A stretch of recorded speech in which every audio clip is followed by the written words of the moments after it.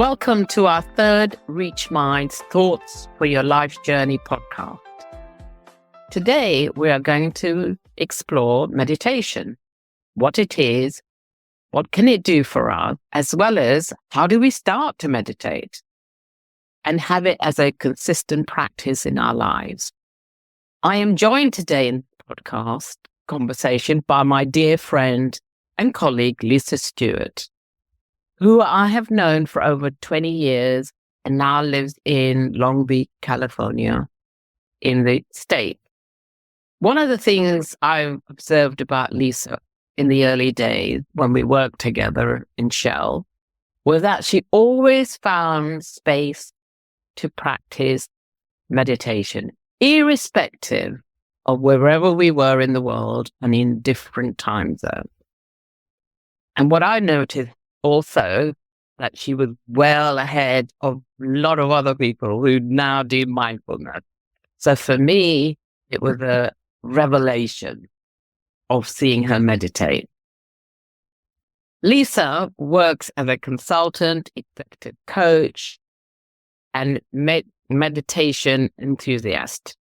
She holds an MBA degree from the University of Chicago MBA program and had the first career in public finance investment banking.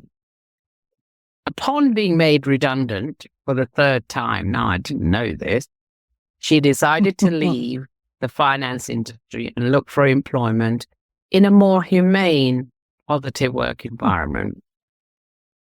From that point on, she got very interested in how people develop themselves into healthier, happier humans. So I gather she actually had absolutely no formal training in anything related to meditation before she began meditating. We'll find out what set her off on this journey of meditating in just a moment. Lisa, would you like to add anything to your intro that I might have missed? Oh, I think that was just brilliant. Thank you. I always hate talking about myself, but I think that captures it. And no, just to emphasize, I really didn't have any background in meditation before I started. And I think that's what people should know. It doesn't take any particular training or any particular background. You just kind of get started. So no, that's great. Thanks. Well, building on that, where I'm curious is what got you started in and being drawn to meditating? Well, I think I was always curious about, whether there was something beyond just the five physical senses, beyond the, daily get up, brush your teeth, go to work, come home. Well, yeah, I was always interested in a little bit in things having to do with spirituality or learning about whether or not there are other dimensions and other dimensions to life other than just the day to day. So I was always curious about that. And then I think I was around undergrad, maybe university age, maybe in my early 20s. I started meeting people who had more knowledge in that domain than I did. And I think there was one person in particular that taught me I think he asked me, have you ever meditated before? And I said, no. And he suggested a very simple kind of technique or phrase to use to sort of calm myself and try to approach a meditative state. And I think it was from then that I probably never looked back. I thought, oh, this is pretty good stuff. So I just kept on. Great. And when you now sort of look at your practice, has that changed over the years? Is there a particular philosophy, a length of time, or is something that you do differently that you probably didn't do at the beginning? Well, I think back to front, that's probably the easiest question to answer. I would say, well, let me, I think, clarify one thing first. I think, first of all, there's all different forms of meditation. I don't know if there's even one simple definition, but I would say they all revolve in some way around sort of quieting the mind. And I'm getting a little ahead, but I would say if there's one myth that I want to explode for people who haven't meditated, don't think it's about trying to stop or blank out your thoughts, because that's not possible, right? But it is about, I think the common thread in all different forms of meditation is somehow slowing down the mind chatter and slowing down the thinking process to make bigger and bigger gaps between these thoughts that sort of take us over. In my particular way of approaching meditation, I was approaching it from a spiritual standpoint and wanting to know more about my connection to the divine. But that's just one way of doing it. What I was fascinated about, I mean, I felt very old, Nita, when you said that she was way ahead. People who are in the mindfulness movement now, I thought, oh my God, dinosaurs, what I feel like. But where I'm going with that is, for example, Aetna. Now, I don't know if Aetna is international. It's a big insurance company in the States. And if you look on their website, they're talking about meditation. Right? They're talking about it as a practice, right, to improve people's stress, and I'm not a doctor, but I can certainly see just as a consumer, the connection. Quiet yourself, quiet your inner state to have a positive impact on your health. So that's their angle on it, is for health reasons. One thing that can sort of distinguish the types of meditation is almost like considering the motivation for it, right? Is it quieting the mind? Is it improving your health? Is it access to cosmic consciousness or access to a greater field of awareness? They're all different ways. For me, it was a spiritual pursuit. For other people, there might be something else that lights the spark. Yeah. And just as kind of developing the spiritual side of things is, over the years, I've been very aware of the sort of spirituality that sort of has come from India in particular. Exactly. And how it prolific, certainly in places of yoga and other kinds of practices. Exactly. So where has I hear that it's to do with spirituality, but is there a particular philosophy that you have adopted? Because, knowing you, I don't think I have a sense that he didn't come from the Eastern side of things. But where did yours come from? Well, actually not. I would correct that a little bit. And that is because of the teachers that I followed, right? Oh, okay. I did see the value. Yeah, I did see the value. Well, going back to the question you asked a moment ago, how has my practice, if you will, or my approach to meditation changed? It's deepened because I thought, okay, I'm going to try meditating. And I think, I kind of approached it in my little bit of understanding, my maybe sort of haphazard way, and got some benefit. I can kind of quiet my thoughts. This makes me more relaxed, blah, blah, blah, blah, blah. But it wasn't so long, Nita, and the person that I'm talking about. It wasn't so long before I met a teacher. And if people really, if they pursue meditation, I would say more towards the spiritual side of things, I think they quickly find that, well, in the Christian philosophy, first of all, where two or more are gathered, okay, there am I in the midst of you. But people tend to find, if they're pursuing it from a spiritual standpoint, that a teacher or a person who has more enlightenment, right, than you do, that's a person that can really help you along the path. And certainly, as you pointed out, from India, we were blessed with the vast sort of knowledge of meditation.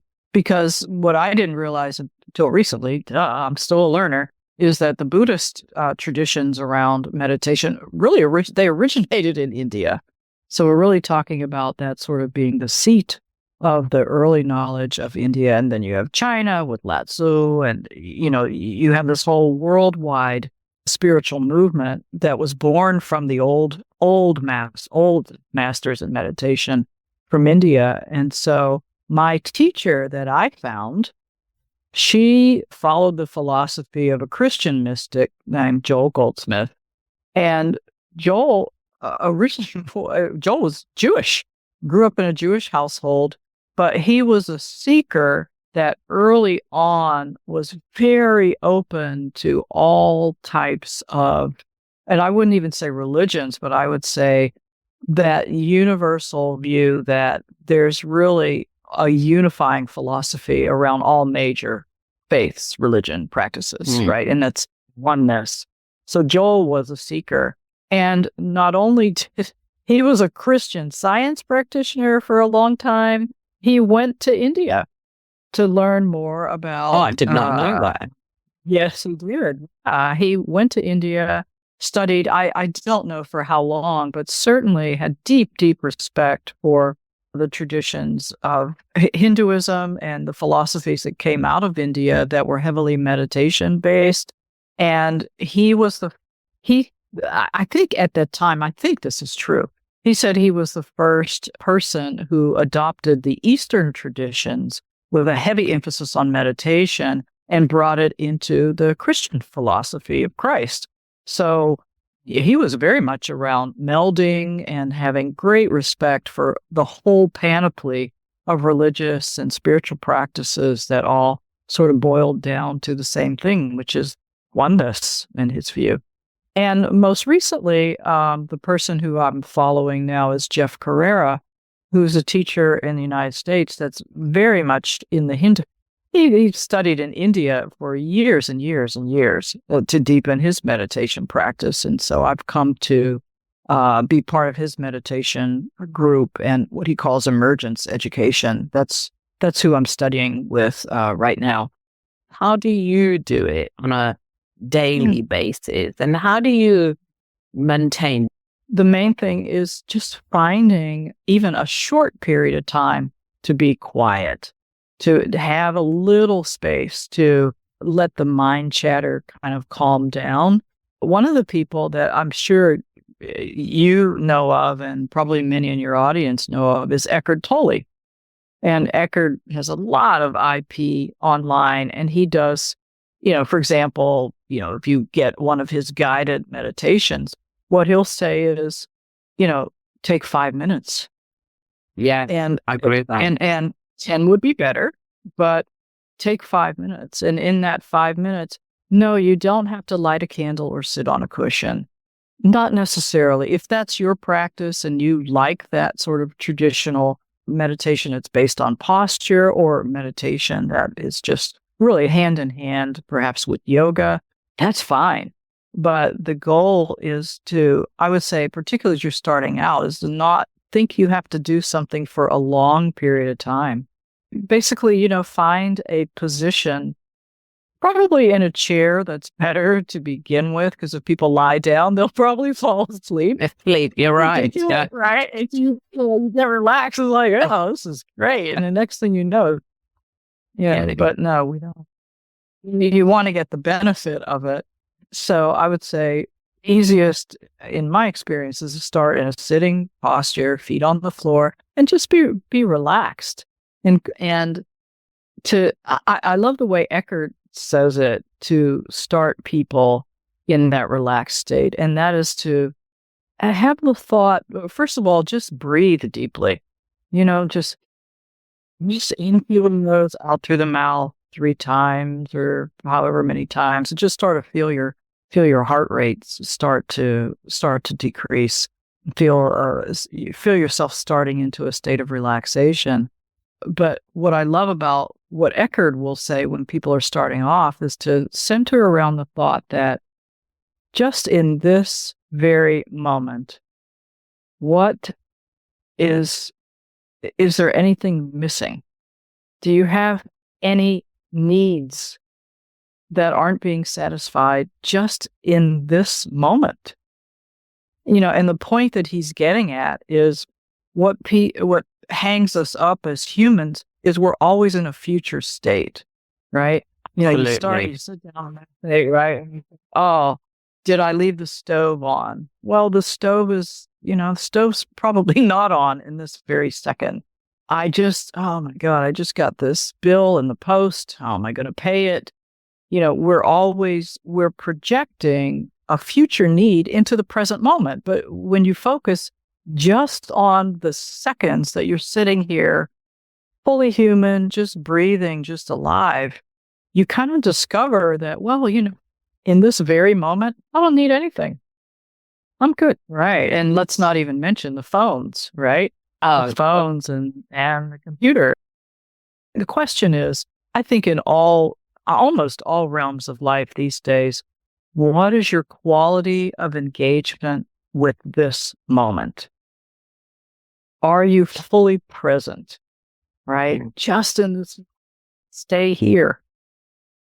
Just stay here, breathe, sit, relax. Yeah. And you find that you're gradually, maybe not, not a pro right away, things intrude. But it's almost like a technique that I have found helpful is if you envision yourself sitting by the windowsill, and you might have, I know in your case, a cat that's very good at this. They sit by the window, they're just looking out. Well, if you imagine you're sitting by your windowsill and you're on a street and you see a car go by, right? You don't necessarily chase that car down the street with your mind or with your eyes. You just kind of notice it and you let it go. And another car will come down the street, but you don't have to follow it very far. You just notice, oh, there's a car. There it goes. And another. And what you find is that it's a nice metaphor for your thoughts. Same way. You have a thought. You're not going to blank out your mind, stop yourself from thinking entirely. That's silly. But you'll have a thought and then you just let it go. It's like, okay, yep. And there's another thought and you pause and then you just let it go. So the goal isn't to, be able to sit for an hour. The goal is to be able to lengthen those little periods of time between those thoughts that will inevitably come. So I would say one of the benefits that's accrued to me over the years is being a little better able to self-manage, right? Being able to control my reactions more. And I would say learning to meditate is giving me a little bit more of a tool chest to be able to say, oh, okay, I can at least calm myself down. Yeah, I'm able to do that. Absolutely. Lisa, this has been a fascinating conversation on getting to the different layers of meditating. If you were to give people some wisdom from yourself around meditating, what would be a couple of the things you might say to them? Yeah, I would say start with a self-belief that you can. Because I so often hear people say, I can't do it because I can't stop my thoughts. So, the first thing I would say is just let go of that as even a possibility. You're not going to stop your thoughts, but you absolutely do have the capacity to slow them down. And it may not happen overnight. It takes little bits of practice. But I would say the second thing is don't think you have to, start off by saying, well, I've got to find a half hour to go and do this. No. Just find a few minutes in a quiet place. I would say my final tip is please don't judge yourself in your meditative practice or think, oh, I'm not doing it right. This, phooey. That's not true. Everybody starts off as a learner at some time. So I would say final closing thought is just do it. Just take a stab at it. Yeah. And I guess just to sort of wrap that up from what you were saying is almost have a beginner's mind. You don't have to. Yeah. Thank you so much, Lisa. If you enjoy listening, tell a friend.